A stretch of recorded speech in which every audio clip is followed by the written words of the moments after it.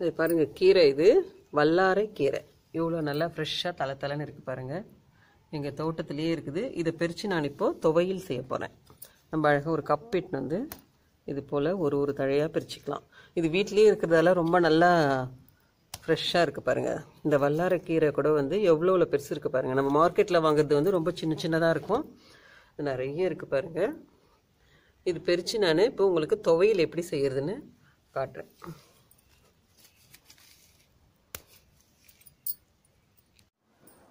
வல்லாரை கீரை எடுத்து வச்சுருக்கேன் பாருங்கள். இதில் வந்து துவையல் செய்ய போகிறேன் பாருங்கள். அழகாக ஃப்ரெஷ்ஷாக எவ்வளோ நல்லா இருக்குது பாருங்கள். தோட்டத்துலேருந்து பறிச்சுன்னு வந்தது. மார்க்கெட்டில் இருக்கிறது இன்னும் கொஞ்சம் சின்னதாக இருக்கும். இது நம்ம தோட்டத்திலேயே விளைஞ்சதால் நல்லா பெருசாக நல்லா இருக்குது பாருங்கள். இதை வந்து துவையல் செய்ய போகிறேன். நான் வந்து ஒரு வானல் வச்சு ஒரு 2 ஸ்பூன் எண்ணெய் விட்டுருக்கேன். நம்ம வந்து இதில் பருப்பெல்லாம் போட்டு நல்லா வறுபட்டு எடுத்து வச்சுக்கணும் துவையல் அரைக்க. இந்த கீரை வந்து குழந்தைங்களுக்கு ஞாபக சக்தி அதிகமாக இருக்கும். பொதுவாக எல்லாருமே இந்த கீரையை சாப்பிட்டா ரொம்ப நல்லது, உடம்புக்கும் ரொம்ப நல்லது. இப்போ வர காலகட்டத்தில் குழந்தைங்களாம் நிறைய மறந்துடுறாங்க, படிக்கிறதே மறந்துடுறாங்க. அதுக்காக வாரத்தில் ஒரு நாளாவது இந்த கீரையை கண்டிப்பாக சமைச்சு கொடுக்கணும் அவங்களுக்கு. இந்த கீரை வந்து வீட்லேயே நம்ம ரெடி பண்ணி வளர்த்தோம்னா ரொம்ப நல்லா ஃப்ரெஷ்ஷாக இருக்கும், சாப்பிட்றதுக்கும் நல்லா டேஸ்ட்டாக இருக்கும், எந்த வித கெமிக்கலும் இல்லாமல். இப்போ வந்து நான் இதில் துவரப்பருப்பு கொஞ்சம், அதாவது ஒரு 2 ஸ்பூன், அது மாதிரி கடலைப்பருப்பு ஒரு 2 ஸ்பூன், உளுத்தம்பருப்பு ஒரு 2 ஸ்பூன், இது 3 சம அளவு போட்டு நல்லா வறுத்துக்கணும். நம்ம வீட்டில் எவ்வளோ பேர் இருக்குமோ அதுக்கு அந்த மாதிரி. இது வந்து ஒரு 4-5 பேர் சாப்பிட்ற மாதிரி துவையல் நான் ரெடி பண்ண போகிறேன். இது நல்லா வறுபட்டதும் காஞ்ச மிளகாவும் ஒரு 3 இல்லை ஒரு 4 நம்ம காரத்துக்கு தகுந்த மாதிரி போட்டு வெளியே வறுத்துக்கணும்.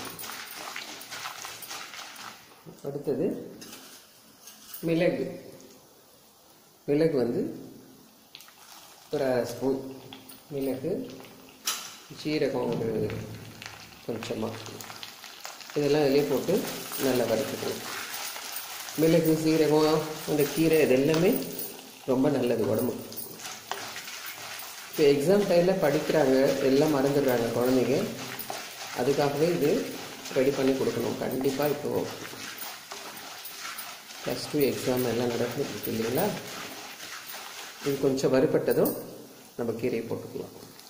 இப்போ வறுபட்டுடுச்சு பாருங்கள். இப்போ வந்து சின்ன வெங்காயம் ஒரு 10 இருக்கும், கட் பண்ணி வச்சுருக்கேன். தக்காளி பழம் இதையும் இதில் போட்டுக்கலாம். இது ரெண்டும் நல்லா வதக்கணும். வெங்காயம் தக்காளி எல்லாம் நல்லா வதங்கிடுச்சு பாருங்கள். இப்போ வந்து நம்ம இந்த கீரையை போட்டு நல்லா வதக்கணும்.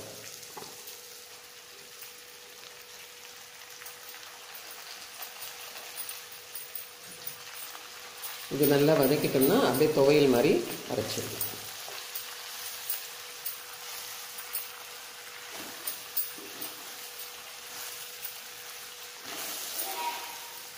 கம்மியாகிடுச்சு பாருங்கள் கீரை வதங்கிறது. கீரையும் நல்லா வதங்கிடுச்சு பாருங்கள். இது அப்படியே நம்ம அரைக்கணும். கேஸ் ஆஃப் பண்ணிட்டேன் நான். இதுக்கு தேவையான அளவு உப்பு போட்டுடணும்.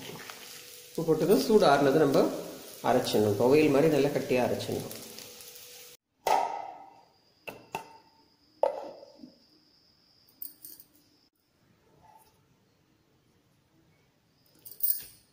நம்ம வந்து இந்த துவையலுக்கு கடுகு, உளுத்தம்பருப்பு போட்டு கொஞ்சமாக பெருங்காயம், இந்த எண்ணெயிலே கொஞ்சமாக பெருங்காயம் போட்டுட்டோம்னா நல்ல வாசனையாக இருக்கும்.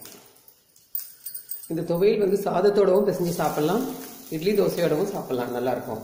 குழந்தைங்களுக்கு கொடுங்க இந்த மாதிரி. நல்லது உடம்புக்கு. வல்லாரை கீரை துவையல் ரெடி ஆயிடுச்சு. நீங்களும் இதே மாதிரி ட்ரை பண்ணி பாருங்கள்.